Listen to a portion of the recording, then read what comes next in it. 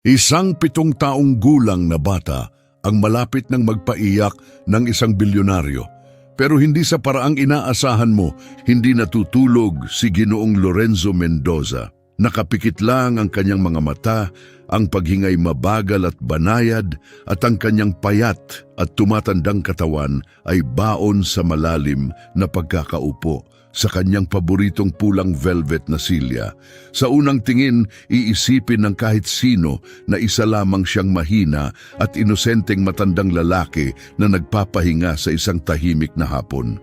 Ngunit sa likod ng mga nakapikit na mata, si Lorenzo ay gising na gising. Matalas ang kanyang isipan, binibilang ang bawat detalye at matiyagang naghihintay. Isa itong baluktot na larong madalas niyang laruin. Nanghuhuli siya ng magnanakaw at ngayong araw itinakda niya ang perpektong bitag. 75 taong gulang na si Lorenzo at isa siya sa pinakamayayamang tao sa buong lungsod. Kabilang sa kanyang imperyo ang mga marangyang hotel, malalaking kumpanyang pandagat at ilang negosyong teknolohiya. Taglay niya ang lahat ng maaaring gustuhin ng isang tao, maliban sa isang bagay: tiwala. Habang lumilipas ang mga taon, naging mapait ang kanyang puso. Bihira siyang dalawin ng sarili niyang mga anak at sa tuwing pumupunta sila, palaging iisa lang ang paksa ng usapan: ang kanyang mana. Ang kanyang mga kasosyo sa negosyo ay laging may nakangiting mukha, ngunit pagtalikod niya, sinisimulan na nilang patalasin ang mga kutsilyo. Pati ang mga dating nagtrabaho sa kanyang bahay, nagnakaw na rin sa kanya. Mamahaling kubyertos, pera mula mismo sa kanyang pitaka, mga bote ng bihirang alak. Isa-isa, lahat sila'y nagtaksil sa kanya. Napagtanto ni Lorenzo ang isang masakit at tiyak na katotohanan. Lahat ng taong nabubuhay sa mundong ito ay pinapatakbo ng isang bagay: kasakiman. Naniniwala siyang kapag binigyan mo ng pagkakataon ang kahit sino na kumuha ng isang bagay nang walang kapalit o parusa, kukunin nila ito agad-agad. Walang labis, walang kulang. Sa araw na ito, muli niyang susubukan ang paniniwalang iyon. Sa likod ng makakapal na pintuang oak ng kanyang pribadong silid-aklatan, bumabagyo ng malakas sa labas. Parang maliliit na bala ang bagsak ng ulan sa mga bintanang salamin. Sa loob ng silid, nag-aapoy ang fireplace at nagbibigay ng komportabling init. Inihanda ni Lorenzo ang lahat ng may matinding pag-iingat. Sa maliit na mesa na yari sa mahogany na nakapwesto sa tabi ng kanyang kamay, sinadya niyang iwan ang isang sobre. Bukas ang sobre. Sa loob nito, maayos na nakasalansan ang mga $100 na papel. $5,000 ang kabuuan. Para sa isang bilyonaryo, barya lang iyon. Pero para sa isang naghihirap, iyon ay perang kayang baguhin ang buhay. Kitang-kita ang mga perang nakausli. Ang buong ayos ay mukhang iniwang basta ng isang nalilito at ulyaning matanda. Nanatiling hindi gumagalaw si Lorenzo at matiyagang naghintay. Handa na ang bitag. Ang kailangan na lang ay ang biktima, at narinig niya ito. Ang tunog ng hawakan ng pinto na iniikot. Pumasok sa silid ang isang dalagang nagngangalang Rosa. Si Rosa ang pinakabagong kasambahay sa mansyon ng mga Mendoza. 3 linggo pa lamang siyang nagtatrabaho roon. Mukha siyang nasa huling bahagi ng kanyang 22, ngunit bakas sa kanyang mukha ang matinding pagod. Ang mga maiitim na anino sa ilalim ng kanyang mga mata ay patunay ng mga gabing walang tulog at laging nababalisang buhay. Si Rosa ay isang byuda. Nalaman ni Lorenzo ang lahat ng ito sa paunang investigasyon tungkol sa kanyang pagkatao. Nasawi ang kanyang asawa sa isang malagim na aksidente sa pabrika, halos 2 taon na ang nakalipas. Iniwan siya nitong may mga utang at isang anak na lalaki na si Mateo, 7 taong gulang. Araw ng Sabado noon at karaniwan, si Rosa ay mag-isang nagtatrabaho. Ngunit dahil sa malakas na bagyo, pansamantalang isinara ang mga paaralan para sa mga agarang pagkukumpuni. Wala si Rosa ng sapat na pera para kumuha ng tagapag-alaga. Kaya nakiusap siyang mabuti kay Aling Delgado, ang punong tagapaglinis, na payagan siyang isama ang anak sa trabaho, kapalit ng pangakong magiging tahimik ito na parang daga. Pumayag si Aling Delgado pero may kasamang mariing babala. Kapag nalaman ni Ginoong Mendoza ang tungkol sa bata, parehong mapapalayas ang mag-ina at walang matutuluyan. Narinig ni Lorenzo ang marahang yapak ng kasambahay habang pumapasok. At kasunod nito, ang mas magaan at mas maliliit na hakbang. Isang bata. "Dito ka lang, Mateo," mahinang bulong ni Rosa. Nanginginig ang kanyang tinig sa kaba. "Umupo ka sa sulok na yon sa ibabaw ng alpombra. Huwag kang aalis dyan. Huwag mong hawakan ng kahit ano. Huwag kang gagawa ng kahit katiting na ingay." Natutulog si Ginoong Mendoza sa silyang yon. Kapag ginising mo siya, mawawalan ng trabaho si Mami. At ngayong gabi, wala tayong matutulugan. Naiintindihan mo? "Opo, Mami," sagot ng bata sa maliit, banayad at mahinang tinig. Naramdaman ni Lorenzo ang biglang pag-usbong ng kuryosidad. Walang halong kapilyuhan sa boses ng bata. Sa halip, may iba itong dalang damdamin, takot. "Kailangan kong linisin ang mga pilak sa silid kainan," mahinang bulong ni Rosa na puno ng pagkabahala.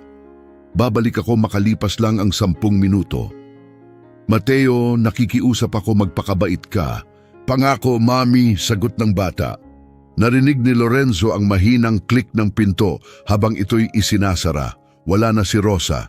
Ngayon, silang dalawa na lang ang nasa malawak na silid, ang bilyonaryo at ang munting bata, ang mangangaso at ang kanyang biktima. Sa tila walang katapusang sandali, tahimik na tahimik ang buong paligid. Ang tanging naririnig ay ang marahang pagsabog ng apoy at ang pantay-pantay na tik-tak ng orasan sa sulok. Tik-tak, tik-tak. Panatili ni Lorenzo ang mabagal at pantay na paghinga, ngunit ang bawat hibla ng kanyang katawan ay nakatuon sa pakikinig. Buo ang kanyang paniniwala na ang bata ay magsisimulang gumalaw.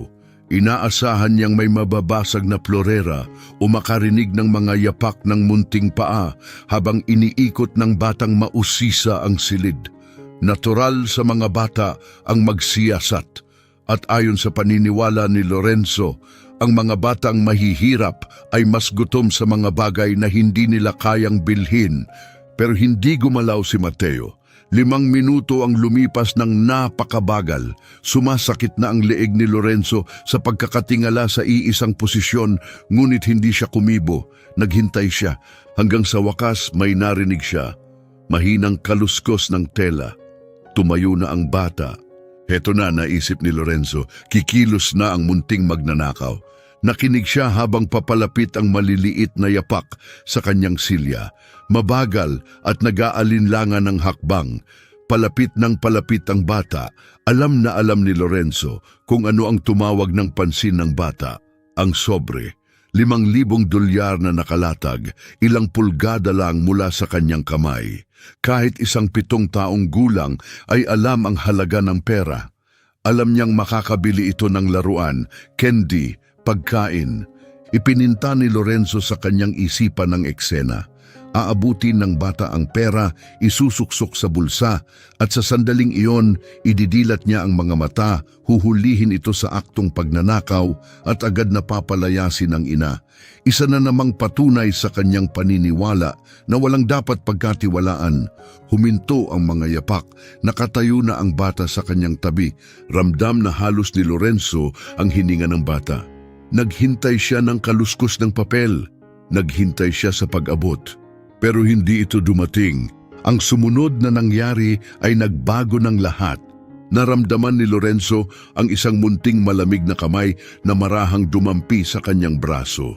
Banayad at magaan ang haplos, tila bigat ng balahibo. Pinilit niyang huwag magkikilos. Ano bang ginagawa ng batang ito, naisip niya? Tinitingnan ba kung patay na ako? Inalis ng bata ang kanyang kamay. Pagkatapos ay narinig ni Lorenzo ang isang malalim na buntong hininga mula sa batang nasa kanyang tabi. Ginoong Mendoza, bulong ng bata, halos hindi marinig sa lakas ng ulan. Hindi siya tumugon, gumawa lang siya ng mahina at pekeng hilik. At narinig niya ang isang tunog na lubos na ikinagulat niya. Hindi ito tunog ng perang kinukuha, ito ay tunog ng zipper. Hinuhubad ng bata ang kanyang jacket. Ano ba itong ginagawa ng batang ito? Naisip ni Lorenzo. Magpapahinga, matutulog. Pagkatapos ay naramdaman ni Lorenzo ang isang bagay na mainit na isinapin sa kanyang mga binti. Jacket ito ng bata, isang mumurahing windbreaker na manipis at basa pa sa ulan, ngunit maingat itong inilatag ng bata sa kanyang tuhod na parang kumot. Malamig ang silid-aklatan kahit may siga sa fireplace. Hindi niya namalayang lumamig na pala ang kanyang mga kamay. Inayos ni Mateo ang munting jacket sa mga binti ng matanda. Muli siyang bumulong. Ang lamig mo. Lagi pong sinasabi ni Mami na bawal ginawin ang may sakit. Napahinto ang puso ni Lorenzo sa sandaling iyon. Hindi ito bahagi ng kanyang plano. Hindi ang pera ang tinitingnan ng bata. Siya. Pagkatapos ay narinig ni Lorenzo ang kaluskos sa ibabaw ng mesa. Aha, naisip niya. Matapos akong paasahin sa kabaitan niya, saka na siya kukuha ng pera. Ngunit hindi gumalaw ang pera. Sa halip, narinig niya ang mahinang tunog ng papel na dumudulas sa ibabaw ng kahoy. Inayos lang ang sobre, hindi ito kinuha. Nagdesisyon si Lorenzo na sumugal ng kaunti. Dahan-dahan niyang idinilat ang kaliwang mata, halos 1 milimetro lang. Isang makitid na siwang sa ilalim ng kanyang makakapal na pilik mata. Ang nasaksihan niya sa sandaling iyon ay tumagos sa kaibuturan ng kanyang pagkatao. Ang batang si Mateo ay nakatayo sa tabi ng mesa. Isa siyang maliit at payat na bata, magulo ang buhok, at ang suot ay halatang pinaglumaan na ng ibang bata. Halos magkahiwalay na ang dulo ng kanyang sapatos. Wala ang batang ito. Wala talaga. Ngunit ang ekspresyon sa batang mukha ni Mateo ay puno lamang ng seryoso at matinding pagtuon sa kanyang ginagawa. Napansin ni Mateo na ang sobre na puno ng pera ay halos nakalaylay na sa gilid ng mesa. Parang sandali na lang ay malalaglag na ito sa sahig. Kaya ano ang ginawa ng batang ito na mahirap, gutom at 7 taong gulang? Itinulak niya pabalik ang sobre papunta sa gitna ng mesa. Inilagay niya ito ng maayos malapit sa lampara upang hindi ito mahulog. Pinoprotektahan niya ang pera ng mayamang matanda. Pagkatapos, may isa pang bagay sa sahig na nakakuha ng kanyang pansin. Malapit sa paa ni Lorenzo ay nakahandusay ang isang maliit na kwadernong may balat na gawa sa balat ng hayop. Nahulog ito mula sa kandungan ni Lorenzo kanina nang umupo siya sa silya. Yumuko si Mateo at maingat na pinulot ang kwaderno. Ginamit niya ang manggas ng kanyang damit upang dahan-dahang punasan ang alikabok sa takip nito. Pagkatapos ay maingat niyang inilapag ang kwaderno sa mesa, sa tabi mismo ng pera. Ligtas na lahat, mahinang bulong ni Mateo sa sarili. Ang 3 salitang iyon ay tila suntok sa dibdib ni Lorenzo. Ligtas na lahat. Hindi nagnanakaw ang batang ito. Pinoprotektahan niya ang lahat. Pagkatapos ay tumalikod ang bata at lumakad pabalik sa kanyang sulok sa alpombra. Dahan-dahan siyang naupo, niyakap ang kanyang mga tuhod at binalot ang sarili gamit ang kanyang payat na mga braso para uminit. Nanginginig ang kanyang munting katawan sa ginaw. Ibinigay niya ang tanging jacket na meron siya sa mayamang matandang nakaupo sa silya at ngayon siya naman ang giniginaw. Isang batang walang-wala ang nagbigay ng kaisa-isa niyang pananggalang sa lamig para tulungan ang isang estrangherong may lahat ng bagay. Nanatiling nakahiga si Lorenzo, hindi makagalaw at tuluyang nawalan ng laman ang kanyang isipan. Sa unang pagkakataon sa mahigit 20 taon ng kanyang buhay, si Lorenzo Mendoza ay hindi alam kung ano ang mararamdaman o iisipin. Maingat niyang inihanda ang isang bitag para mahuli ang isang sakim na daga. Pero ang nahuli niya ay ibang-iba. Nahuli niya ay isang kalapati, isang inosente at dalisay na kalapati. Ang makapal na pader ng pagkasarkastiko na itinayo niya sa paligid ng kanyang puso sa loob ng maraming taon ay biglang nabasag ng isang munting bitak. At sa bitak na iyon, pumasok ang isang damdaming matagal nang hindi niya nararamdaman, pag-aalinlangan. Bakit hindi niya kinuha? Sigaw ni Lorenzo sa sarili niya. Wala silang kahit ano. Alam kong naghihirap sila. Ang sariling ina ng batang iyon ay nagsusuot ng sapatos na butas na ang talampakan. 5,000 dolyar ang nakapatong lang doon. Walang nakatingin. Bakit sa ngalan ng lahat ng bagay ay hindi niya kinuha ang perang iyon sa perpektong pagkakataon? Wala siyang maisagot. Sa unang pagkakataon sa buhay niya, nabigo ang teorya niya tungkol sa sangkatauhan. Ngunit bago pa man niya masimulan ang pagproseso ng lahat ng nangyari, bumukas muli ang mabigat na pintuan ng silid-aklatan na may malakas na kaluskos. Mabilis na pumasok si Rosa, tila isang buhawi ng takot. Habol-habol ang kanyang hininga, maputlang-maputla ang kanyang mukha sa matinding takot. Halatang tumakbo siya mula sa silid-kainan papunta roon. May dahilan sa kanyang pagkataranta. May dahilan para siya'y tumakbo. Agad na lumipad ang kanyang mga mata sa sulok ng silid kung saan nakita niya si Mateo nakaupo sa alpombra, nanginginig sa ginaw dahil wala na ang kanyang jacket.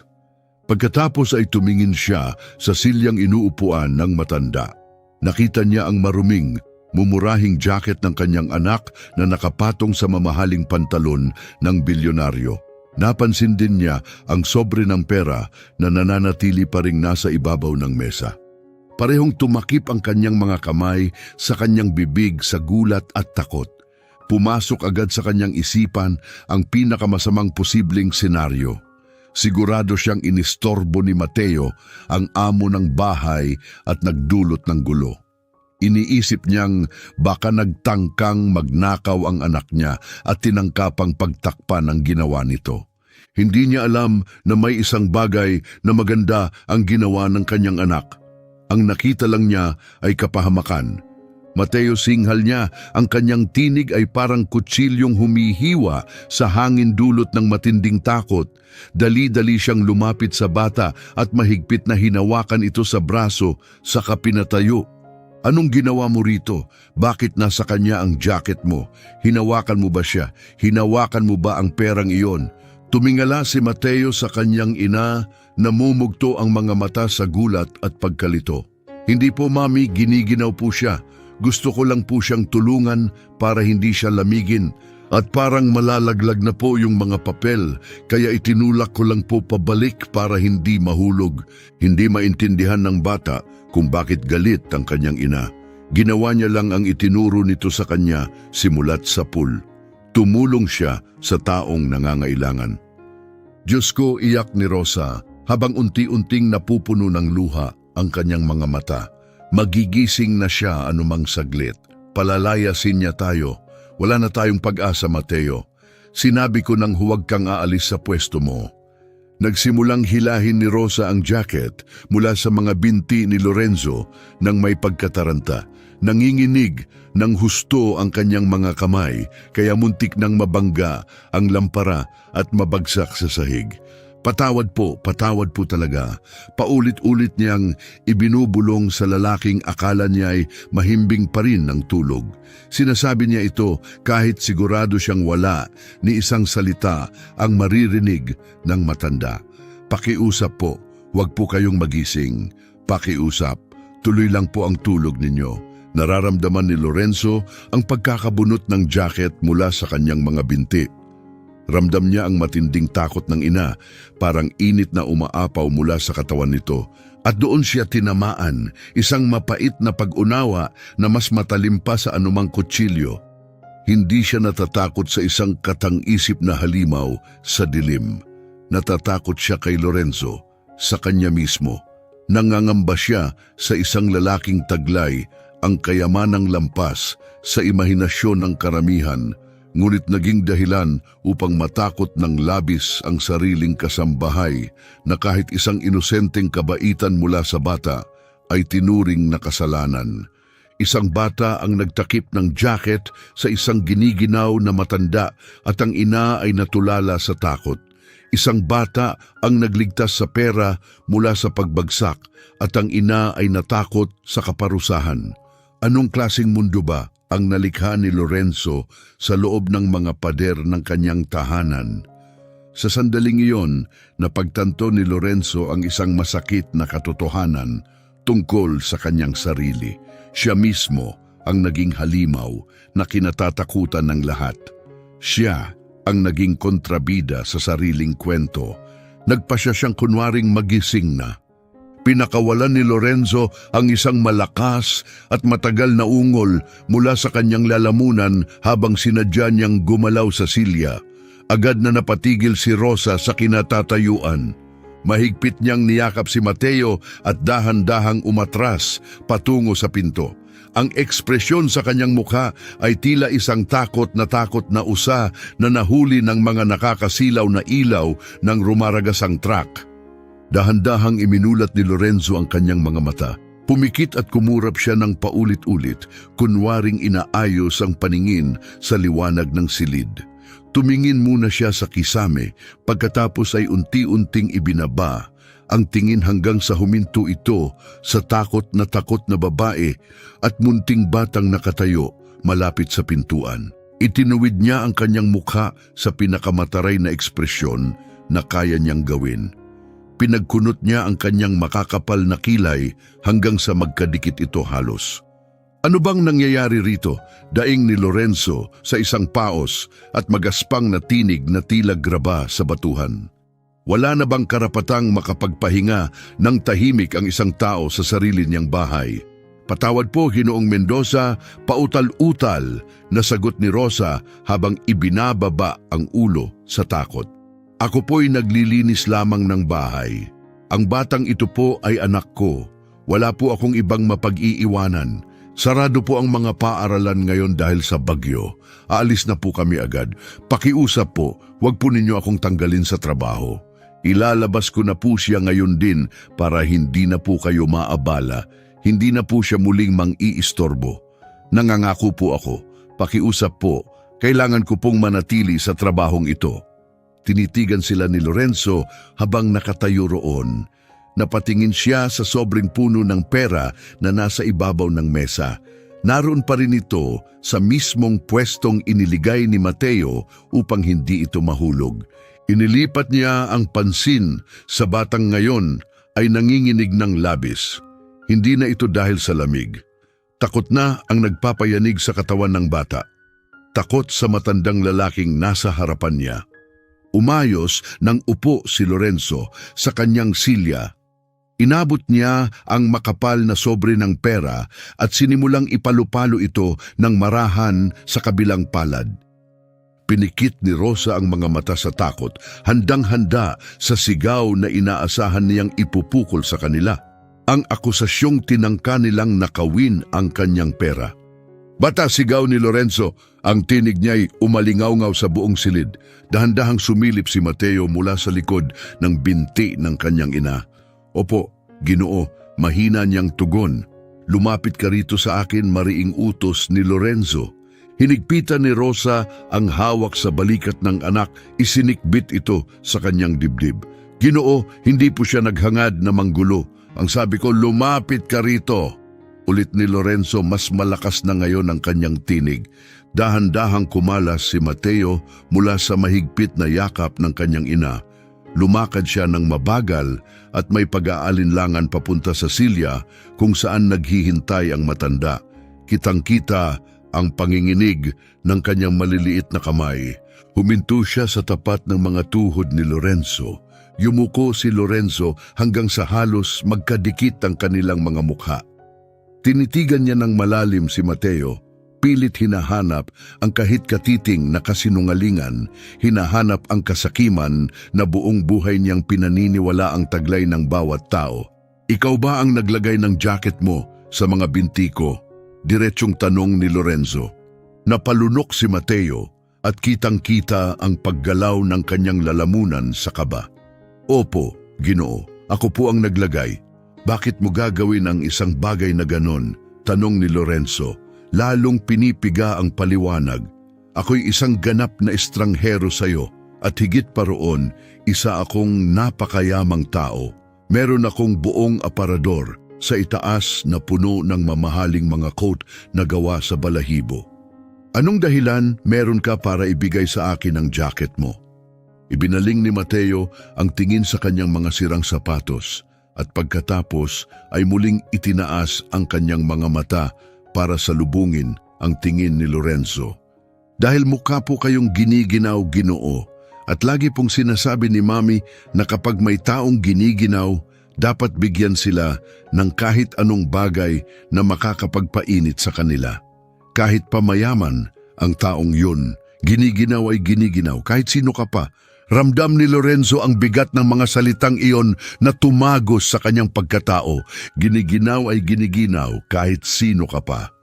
Isang napakasimpleng katotohanan, isang katotohanang tila nalimutan na ni Lorenzo sa kabila ng lahat ng kanyang yaman. Ang kayamanan ay hindi proteksyon laban sa kalungkutan. Ang pera ay hindi makakainit ng puso kapag ito'y nagyayelo na. Ibinaling ni Lorenzo ang tingin kay Rosa. Napigilan nito ang hininga ng sobrang tindi na tila huminto na ang paggalaw ng kanyang dibdib. Ano ang pangalan mo, binata? Tanong ni Lorenzo at ang dating matigas niyang tinig ay bahagyang lumambot.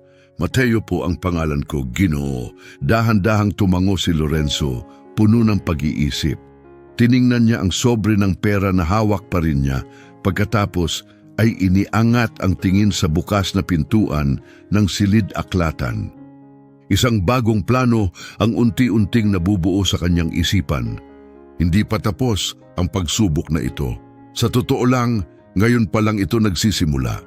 Nalampasan ng batang ito ang unang yugto ng pagsubok, ang sukat ng katapatan at integridad. Ngunit nais ni Lorenzo na mas lumalim pa, kailangan niyang malaman kung ito ba'y swerteng pagkakataon lamang o talagang may pusong lantay na ginto ang batang ito. At ang matutuklasan niya ay magbabago ng kanyang buhay magpakailanman. Ibinulsa ni Lorenzo ang makapal na sobre ng pera sa loob ng kanyang jacket. Ginising mo ako sa gitna ng tulog ko. Reklamo niya, muling bumalik sa kanyang kunwaring masungit na ugali. Sobrang ayaw ko ang naaabala ang pahinga ko. Napahigbi si Rosa, halos hindi makalabas ang tinig mula sa kanyang lalamunan. Aalis na po kami ngayon din, Ginoo.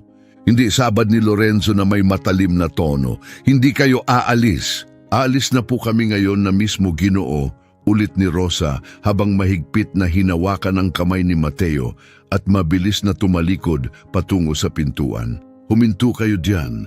Parang latigong pumunit sa katahimikan ang tinig ni Lorenzo. Tuluyang napatigil si Rosa sa kanyang hakbang.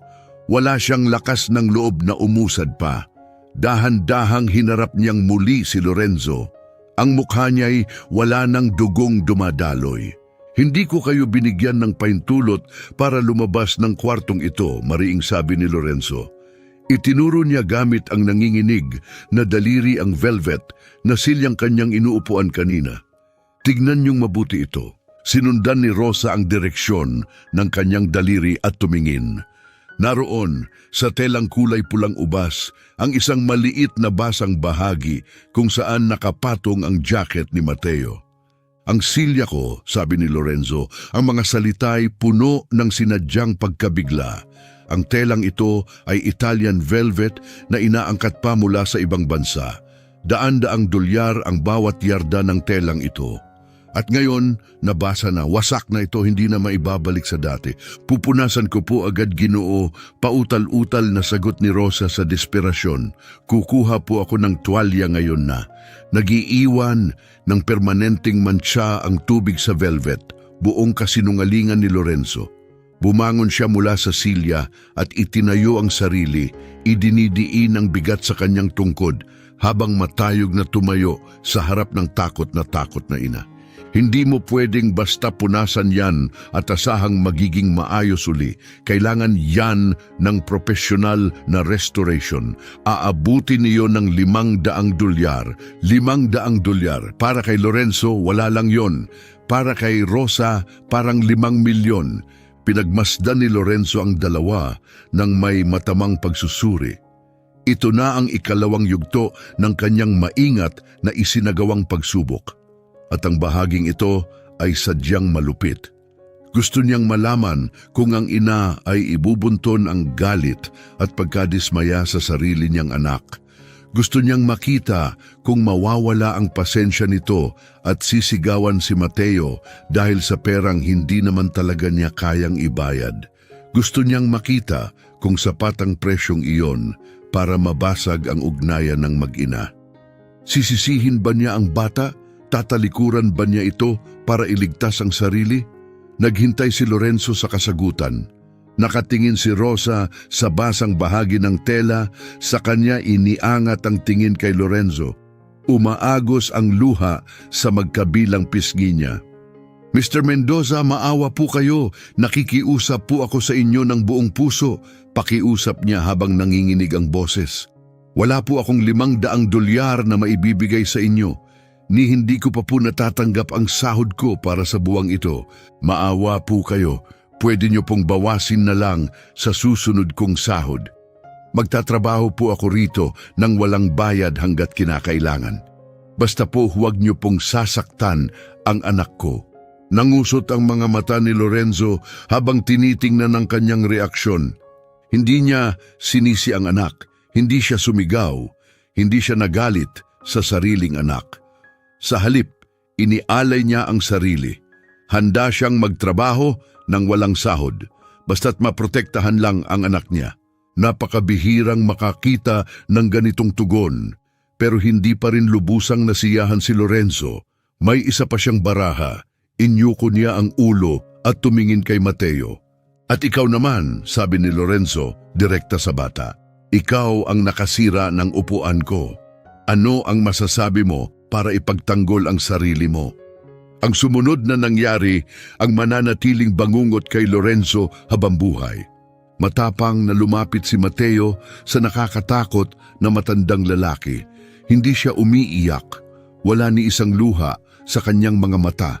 Ang maliit niyang mukha ay seryoso at matatag. Inabot niya ang kamay sa kanyang bulsa. Wala rin po akong $500, sabi ni Mateo sa mahinahon pero matatag na tinig. Pero may isa po akong bagay. Hinugot ni Mateo ang kanyang kamay mula sa bulsa. Dahan-dahan niyang binuka ang maliliit niyang daliri para ipakita ang hawak niya.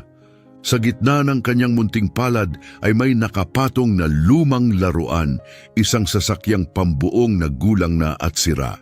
Isa sa mga gulong nito ay wala na. Ang pintura ay gasgas at kupas na. Halatang matagal na itong gamit at para sa iba, wala na itong halaga. Pero sa paraan ng paghawak ni Mateo, maingat at may paggalang, tila ba ito ay isang napakahalagang diamante. Ito, si Turborico, paliwanag ni Mateo sa tinig na puno ng pagmamahal. Siya ang pinakamabilis na kotse sa buong mundo. Galing siya sa daddy ko bago pa siya pumunta sa langit. Binigay po ni Mami sa akin pagkatapos noon para alagaan. Napasinghap si Rosa, gulat at puno ng lungkot. Mateo, hindi mo kailangang ibigay yan. Ayos lang po, Mami, sagot ni Mateo na para bang mas matanda pa sa tunay niyang edad. Tumingala siya at hinarap ang bilyonaryong nasa harapan niya.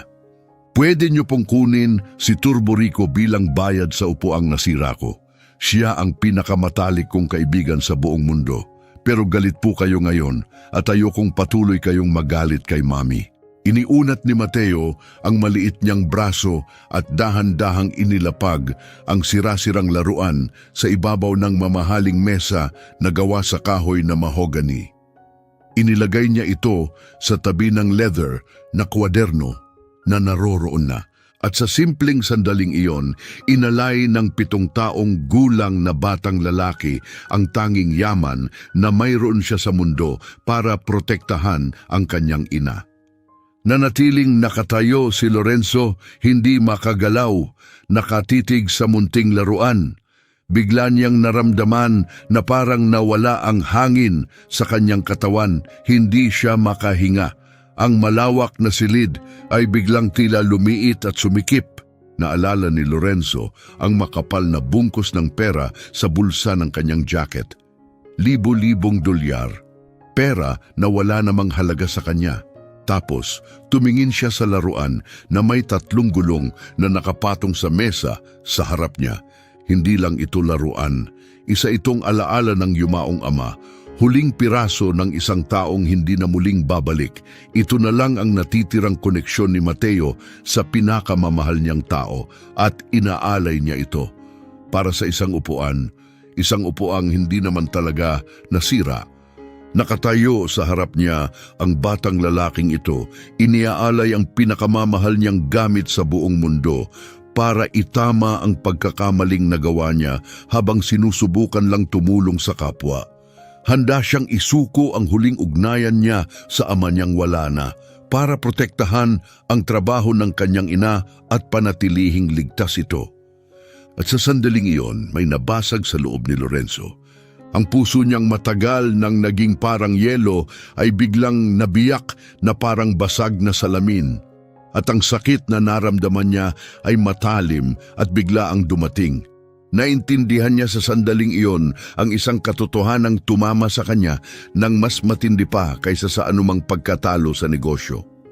Ang batang ito na halos walang pag-aari sa material na bagay ay mas mayaman pa pala kaysa kay Lorenzo, higit pa sa kailanman ay maaabot niya. May milyon-milyong dolyar si Lorenzo. Mayroon siyang mga hotel, barko at mga gusaling abot langit. Pero alam niya sa kaibuturan ng kanyang puso na hinding-hindi siya magiging handang isakripisyo ang paborito niyang pag-aari para sa iba. Hindi para sa mga anak niya, hindi para sa mga kasosyo niya, hindi para kanino man. Pero ang batang ito, mahirap, gutom at ulila sa ama, ay isinuko ang buong mundo niya nang hindi man lang nagdalawang isip. Tahimik ang buong silid. Sa labas, patuloy ang walang humpay na pagbuhos ng ulan sa mga bintana. Inabot ni Lorenzo ang laruan mula sa mesa. Halatang nanginginig ang kanyang kamay habang hawak ito.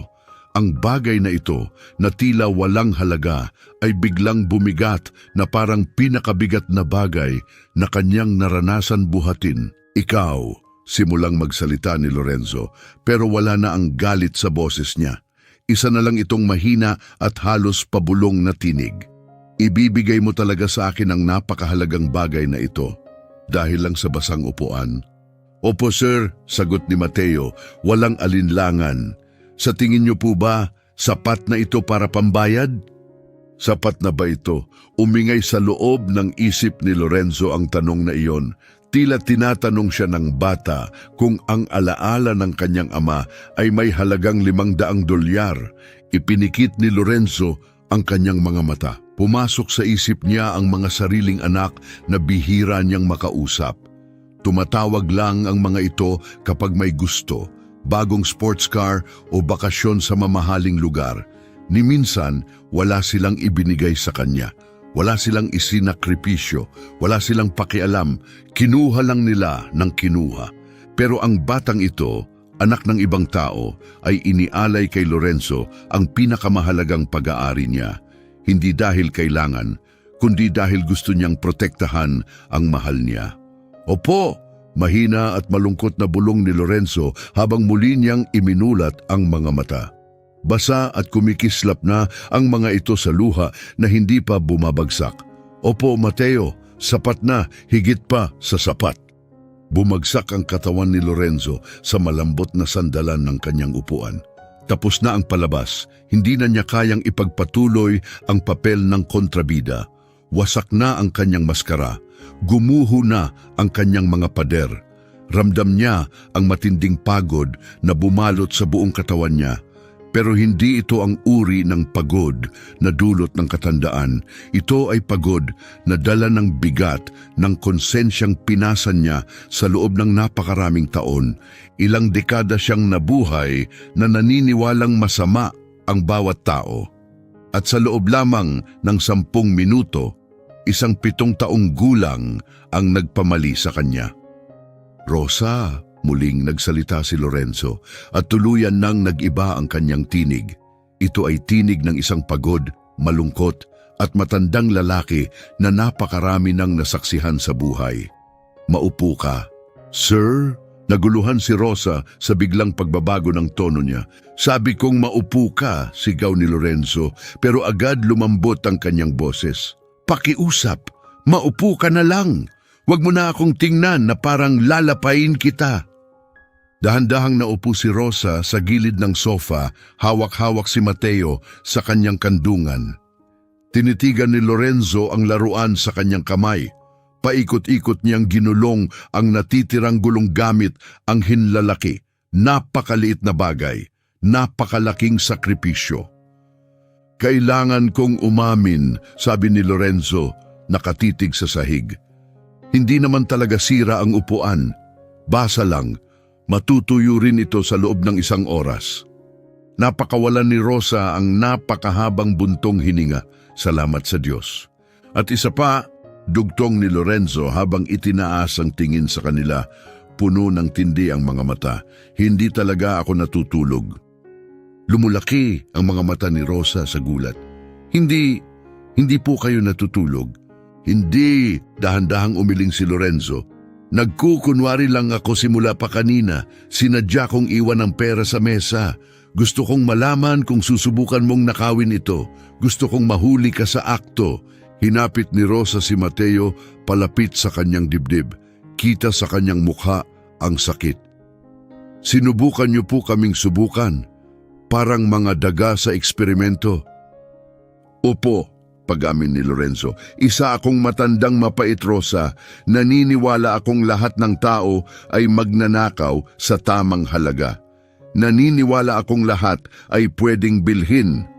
Itinuro niya si Mateo gamit ang nanginginig na daliri. Pero ang batang ito, naputol ang boses ni Lorenzo sa emosyon. "Hindi niya kinuha ang pera. Tinakpan niya ako ng kanyang jacket. Tinakpan niya ako dahil akala niya nilalamig ako. At pagkatapos, inialay pa niya sa akin ang sasakyan ng kanyang ama." Pinahid ni Lorenzo ang isang luha na dumaloy sa kanyang pisngi. Wala na siyang pakialam na nakita siya ng katulong niyang umiiyak.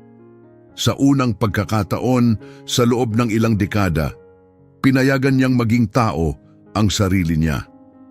"Naliligaw na ako sa buhay," bulong ni Lorenzo. "Mayaman ako sa salapi pero tunay akong dukha. Wala kang anumang ari-arian pero nakapagpalaki ka ng isang hari." Bumangon si Lorenzo mula sa kanyang upuan. Mabagal siyang lumakad papunta sa may fireplace at huminga ng malalim. Sumasayaw ang apoy sa harap niya, mainit at buhay. Nakalimutan na niya kung ano ang pakiramdam ng init. Pagharap niya sa kanila, nagsalita siya. "Tapos na ang pagsubok," pahayag ni Lorenzo. "At parehong napatunayan ninyong pasado kayo." Hinugot niya mula sa kanyang bulsa ang makapal na sobre ng pera. Lumapit siya kay Rosa at iniabot ito. "Kunin mo ito," sabi ni Lorenzo. Umiling si Rosa, mariin. "Hindi po, Ginoo. Hindi ko po kailangan ng pera ninyo. Gusto ko lang pong magtrabaho ng tapat. Gusto ko pong paghirapan ang anumang aking matatanggap." "Kunin mo," mariing giit ni Lorenzo. "Hindi ito limos. Isipin mong ito ay isang gantimpala. Kabayaran ito sa mahalagang leksyong itinuro ng anak mo sa akin ngayong araw." Saglit na nag-alinlangan si Rosa. Tumingin siya sa pera, saka tumingin sa butas-butas na sapatos ni Mateo. Ang parehong sapatos na hindi niya kayang palitan. Pakiusap, mahinahong sabi ni Lorenzo. Bilhan mo ng mainit na winter coat ang bata. Bilhan mo siya ng maayos na sapatos. Bilhan mo rin ang sarili mo ng komportabling kama na hindi sumasakit sa likod mo. Kunin mo ito. Nanginginig ang kamay ni Rosa nang kunin niya ang sobre. Maraming salamat po, Ginoong Mendoza. Maraming salamat. Huwag mo muna akong pasalamatan, sabi ni Lorenzo. At pagkatapos ay may nangyaring matagal nang hindi nangyayari. Isang maliit ngunit tunay na ngiti ang lumitaw sa kanyang mga labi. Isang tunay na ngiti, hindi sarkastiko, hindi kunwari, isang ngiti. May alok ako sa iyo, Mateo. Tumingala si Mateo sa kanya, nagniningning ang mga mata. Para po sa akin, Ginoo. Oo. Para sa iyo, tugon ni Lorenzo. Itinaas niya ang maliit na laruan. Mananatili sa akin si Turborico. Akin na siya ngayon. Ibinigay mo siya sa akin bilang kabayaran sa silya. Bahagyang nalungkot ang mukha ni Mateo, pero tumango siya bilang pagtanggap. Sige po, kasunduan ay kasunduan. Pero dugtong ni Lorenzo, hindi ko kayang magmaneho ng sasakyang may 3 gulong lang. Kailangan ko ng mekanikong tutulong sa akin. Isang taong aayos ng mga bagay sa lumang bahay na ito. Isang taong tutulong sa aking ayusin ang sarili ko. Lumuhod si Lorenzo. Mahirap ito para sa kanyang matandang kasukasuan. Pero ginawa pa rin niya. Ngayon, magkasing taas na sila ng 7 taong gulang na bata. Magkatapat ang mga mata. Pantay! Mateo, anong pakiramdam kung araw-araw kang pupunta rito pagkatapos ng klase? Pwede kang umupo rito sa aklatan. Pwede mong gawin ang mga takdang aralin mo rito. At ituro mo sa matandang masungit na ito kung paano ulit magpakita ng kabutihan. Kapalit ng tulong mo, babayaran ko ang pag-aaral mo hanggang kolehiyo. Saglit siyang tumigil. Ayos ba ang kasunduan natin? Lumingon si Mateo sa kanyang ina. Bukas na ngayon ang pag-iyak ni Rosa. Nakatakip ang mga kamay sa bibig. Hindi siya makapagsalita. Tumango na lang siya. Bumalik si Mateo nang tingin kay Lorenzo. Isang napakagandang ngiti ang lumitaw sa kanyang batang mukha. Ngiting kayang paliwanagin ang pinakamadilim na silid. Ayos po, masayang sabi ni Mateo. Iniabot niya ang kanyang maliit na kamay at sa sandaling iyon may nangyaring pambihira. Si Lorenzo Mendoza, ang bilyonaryong hindi kailanman nagtitiwala kanino man sa buong buhay niya, ay tinanggap ang maliit na kamay at mariing nakipagkamay. Isang pakikipagkamay ng higante at isang bata. Isang kasunduan na magpapabago sa buhay nilang dalawa magpakailanman. Lumipas ang 10 taon. Ganap nang nagbago ang mansyon ng mga Mendoza. Hindi na ito madilim at tahimik na tahanan na puno ng anino at pagdududa. Lagi nang bukas ang mga makakapal na kurtina ngayon, hinahayaan ang araw na pumasok sa bawat sulok. Ang dating ligaw at matinik na hardin ay puno na ng makukulay na bulaklak. Halakhak ang maririnig sa mga bulwagang dati tahimik. Bumalik ang buhay sa lugar na unti-unting namamatay noon. Isang mainit na linggo ng hapon, puno ng tao ang aklatan. Pero hindi ito isang salusalo o kasiyahan.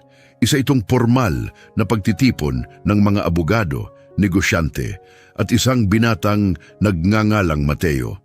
17 taong gulang na ngayon si Mateo. Matangkad at guwapo na siya at nakasuot ng elegante at maayos na kasuotang formal. Nakatayo siya malapit sa bintana, nakatingin sa hardin kung saan abala ang kanyang inang si Rosa sa pag-aayos ng mga bagong bulaklak. Wala na ang bakas ng pagod sa mukha ni Rosa. Wala na ang maiitim na bilog sa ilalim ng kanyang mga mata. Wala na ang takot. Tila tunay na masaya na siya ngayon. Siya na ang direktor ng Mendoza Foundation na mamahala sa milyon-milyong dolyar na naipapamahagi sa mga kawanggawa bawat taon. Ngunit hindi masaya ang araw na ito. Tahimik ang buong silid habang binabasa ng abogado ang huling habilin at testamento ni Ginoong Lorenzo Mendoza. Pumanaw si Lorenzo nang payapa sa kanyang pagtulog 3 araw na ang nakalilipas. Huling huminga siya habang nakaupo sa parehong pulang armchair. Ang parehong silya kung saan naganap ang pagsubok, 10 taon na ang nakalipas. Ang parehong silya kung saan minsang inilagay ng isang batang lalaki ang kanyang jacket sa binti ng isang estranghero. Naroon rin sa silid ang mga anak ni Lorenzo sa dugo. 2 lalaki at 1 babae. Magkakatabi silang nakaupo sa kabilang dulo ng silid, halatang hindi mapakali. Patuloy silang sumusulyap sa kanilang mga relo. Pabulong nilang pinag-uusapan ang pagbebenta ng mansyon at ang paghahati sa mana. Wala kang makikitang kalungkutan sa kanilang mga mukha. Walang pighati, walang pakiramdam ng kawalan, tanging kasakiman. Ang parehong kasakiman na buong buhay pinaghinalaan ni Lorenzo sa lahat ng tao. Naglinis ng lalamunan ng abogado si Sinong Castillo bago nagsalita. Sa aking mga anak, basang binigkas ni G. Castillo mula sa opisyal na dokumento, iniiwan ko ang mga trust fund na ginawa para sa bawat isa sa inyo mula nang kayo'y isinilang. Kailanman ay hindi ninyo ako binisita nang hindi humihingi ng pera. Kaya ipinapalagay kong pera lang talaga ang gusto ninyo mula sa akin. Nasa inyo na ang inyong milyon-milyong dolyar. Gamitin ninyo iyon ayon sa nais ninyo. Tahimik na nagbulungan ng mga anak pero mukhang kontento na sila sa kanilang bahagi. Tumayo na sila at naghanda ng umalis. Walang interes na tapusin ang pagbabasa ng testamento. Hintayin ninyo, maring sabi ni G. Castillo, may babasahin pa ako. Huminto ang mga anak sa natitirang bahagi ng aking ari-arian, kabilang ang lahat ng aking mga kumpanya, ang mansyong ito, ang aking mga puhunan, at ang aking personal na ipon. Iniiwan ko ang lahat sa kaisa-isang taong nagbigay sa akin ng isang bagay na napakahalaga sa panahong wala nang natitira sa akin na may halaga. Huminto ang mga anak sa paglakad. Lumingon sila pabalik na may halong pagtataka sa kanilang mga mukha. Sino yan? Galit na tanong ng isa sa mga anak. Kami ang tunay niyang pamilya sa dugo. Tumingin muli ang abogado sa dokumento at binasa ang susunod na linya. Iniwan ko ang lahat kay Mateo. Agad na sumiklab ang silid sa galit na sigawan. Halos mabaliw sa galit ang mga anak nang marinig iyon. Itinutok nila ang kanilang mga daliri kay Mateo na puno ng akusasyon. Siya, sigaw nila na hindi makapaniwala. Anak ng katulong. Kalokohan ito. Niloko niya ang aming ama, nilinlang niya ito. Ngunit nanatiling tahimik si Mateo sa kinatatayuan niya. Wala siyang sinabi, hindi siya nagtanggol, hindi siya lumaban. May hawak lamang siyang isang maliit na bagay sa kanyang kamay, marahang hinahaplos gamit ang hinlalaki. Itinaas ng abogado ang kamay upang patahimikin ang lahat. May iniwang liham si G. Mendoza na nagpapaliwanag ng kanyang desisyon. Tahasang hiniling niyang basahin ko ito ng malakas sa inyong lahat. Tumahimik ang silid, maingat na binuksan ng abogado ang isang liham na sulat kamay. Huling mga salitang bibigkasin ni Lorenzo Mendoza sa mundo. Sa aking mga anak at sa mundo, sinusukat ninyo ang yaman ng isang tao batay sa ginto na taglay nila at sa ari-ariang nakapangalan sa kanila. Akala ninyo, ibinibigay ko ang lahat kay Mateo dahil nawalan na ako ng katinuan sa aking katandaan. Ngunit lubos kayong nagkakamali. Isa lamang itong pagbabayad ng utang na loob. 10 taon na ang nakalilipas. Isang maulang Sabado ng hapon, ako ay pulubi sa kaluluwa. Bilyonaryo ako sa bangko pero baon sa pagkakautang ang aking espiritu. Ako'y malamig sa loob, labis na nag-iisa at lubusang hungkag. Hanggang sa may isang 7 taong gulang na batang lalaki ang nakapansin na ako'y nanginginig. Hindi niya nakita ang isang makapangyarihang bilyonaryo sa silyang iyon. Hindi niya nakita ang isang lalaking may mga hotel, barko at gusali. Ang nakita niya ay isang kapwa-taong nangangailangan. At walang pag-aatubili, hinubad niya ang sarili niyang jacket at itinakip sa akin. Binigyan niya ako ng proteksyon sa pera na madali naman sana niyang kinuha. Inayos niya ang aking notebook nang ito'y malaglag. Bumulong siya ng salitang ligtas na sa akalang walang nakaririnig. Ngunit narinig ko siya at ang mga salitang iyon ang nagligtas sa akin. Ngunit ang tunay na utang na loob ko ay nagsimula nang ibigay niya sa akin ang pinakamahalagang pag-aari niya sa buong mundo. Isang sirang laruan, isang maliit na kotse na may 3 gulong. Huling alaala mula sa kanyang yumaong ama, inialay niya ito sa akin upang iligtas ang kanyang ina mula sa aking galit. Ibinigay niya ang lahat ng meron siya nang hindi umaasa ng kahit ano kapalit. Nung araw na iyon, itinuro niya sa akin ang isang malalim na katotohanang hindi kailanman kayang bilhin ng lahat ng pera ko. Minsan, ang pinakawalang laman na bulsa ang siyang may pinakamayamang puso. Iniligtas niya ako sa pagkamatay bilang isang mapait, mapuot na tao. Binigyan niya ako ng tunay na pamilyang maituturing kong akin. Binigyan niya ako ng 10 taon na puno ng tawa, ingay at tunay na pagmamahal. Kaya na ngayon iniiwan ko sa kanya ang lahat ng aking kayamanan. Isang maliit na kapalit lang ito kung ikukumpara sa ibinigay niya sa akin. Ibinigay niya pabalik sa akin ang aking kaluluwa. Natapos na ang abogado sa pagbasa ng liham. Tahimik ang buong silid. Tumingin siya ng diretso kay Mateo. Mateo, sabi ng abogado, nais din ni Ginoong Mendoza na mapasa iyo ito. Iniabot ng abogado kay Mateo ang isang maliit na kahon na balot sa pelos. Maingat itong binuksan ni Mateo at nang makita niya ang laman, napahinto ang kanyang paghinga. Nakahimlay sa isang puting sutlang unan ang lumang laruan, si Turborico. Iningatan ito ni Lorenzo sa loob ng 10 taon. Nilinis niya ito hanggang kumintab.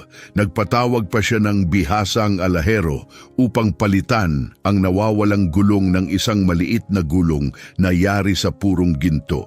May 4 na gulong na muli ang kotse. Buo na ito, katulad ng taong iniligtas nito. Mataas ang emosyon habang marahang iniangat ni Mateo ang laruan. Malayang dumaloy ang kanyang mga luha. Wala siyang pakialam sa mana ng mansyon.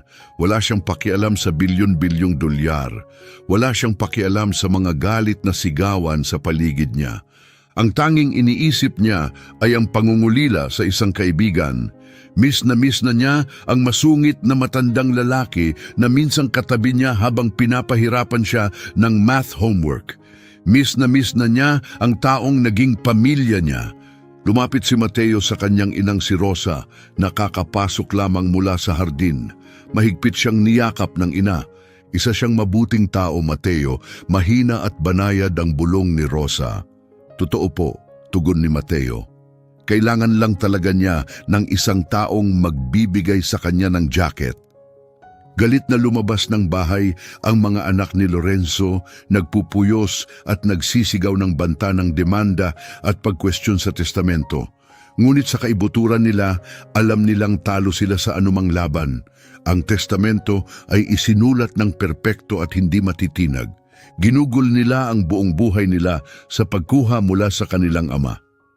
At sa huli, eksakto lang ang kanilang natanggap sa ibinigay nila. Wala nang iba. Ipinalibot ni Mateo ang tingin sa malawak na aklatan. Tumigil ang kanyang paningin sa bakanting armchair. Ang silyang pinagmulan ng lahat, lumapit siya roon ng dahan-dahan at inilapag ang laruan, ang kotse na may gintong gulong sa side table, sa tabi ng ilaw. Sa mismong lugar kung saan niya minsang inilagay ang notebook na nahulog. Ligtas na, mahinang bulong ni Mateo. Parehong salita, parehong lugar, 10 taon ang lumipas, ngunit sa pagkakataong ito hindi na pera o notebook ang kanyang pinoprotektahan. Isa na itong parangal sa isang pagkakaibigan, isa na itong pamamaalam. Lumaki si Mateo upang maging isang ganap na naiibang uri ng bilyonaryo. Hindi siya nagtayo ng pader upang itaboy ang mga tao. Sa halip, nagtayo siya ng mga paaralan upang tanggapin sila. Hindi niya inipon ang kayamanan niya para lang itago. Ginamit niya ito upang ayusin ang mga bagay na sira, tulad ng minsang sinubukan niyang ayusin ang lumang sirang silya. Naging buhay na patunay siya na ang kabutihan ay hindi kahinaan. Ito ang pinakamalakas na puwersa sa lahat. At tuwing tinatanong siya kung ano ang sikreto ng kanyang tagumpay, ngingiti lang si Mateo, kukunin mula sa kanyang bulsa ang isang luma, kupas na laruan na may isang gintong gulong at sasabihin, "Hindi ko binili ang tagumpay ko gamit ang pera. Nakamit ko ito sa pamamagitan ng kabutihan at lahat ng ito ay nagsimula sa isang jacket." Narito ngayon ang aral ng kwentong ito. Ang kabutihan ay isang pamumuhunan na kailanmay hindi ka bibiguin. Sa mundong ang bawat isa ay laging may gustong makuha para sa sarili, ang mga taong pumipiling magbigay ang tunay na nagbibigay ng pagbabago. Maaring manalo ng laban ang mga sakim. Ngunit ang mga mapagbigay, sila ang tunay na nagwawagi sa buhay. Mas marami pang pera si Lorenzo Mendoza kaysa sa kayang isipin ng karamihan, ngunit nanatili siyang dukha sa loob hanggang sa isang batang paslit ang nagturo sa kanya kung paano muling buksan ang puso at magmahal. Huwag kailanman maliitin ang kapangyarihan ng isang maliit na kabutihan, isang simpleng jacket na itinakip sa nagyayelong binti, isang banayad na salitang puno ng kabaitan, isang sakripisyong ginawa ng walang hinihintay na kapalit. Ang mga simpleng bagay na ito ay may kakayahang painitin kahit ang pinakamarahas na puso. Kapag nagdesisyon kang magbigay, gawin mo ito nang walang inaasahang kapalit, dahil iyon ang sikreto. May paraan ang buhay ng pagbabalik ng gantimpala na hindi kailanman matutumbasan ng pera. Nagtakda si Lorenzo ng bitag para sa isang magnanakaw, ngunit isang anghel ang nahuli niya. At ibinalik ng anghel na iyon ang kanyang kaluluwa. Kaya sa susunod na makakita ka ng isang taong nanginginig sa lamig, alalahanin mo ang kwentong ito, alalahanin si Mateo, alalahanin ang jacket, dahil ang lamig ay lamig anumang estado mo sa buhay. Kung nagustuhan mo ang kwentong ito, huwag kalimutang pindutin ang like button at mag-subscribe sa channel. Ibahagi mo ito sa isang taong kailangan itong marinig ngayon. Maraming salamat sa panonood. Isang 7 taong gulang na bata ang malapit ng magpaiyak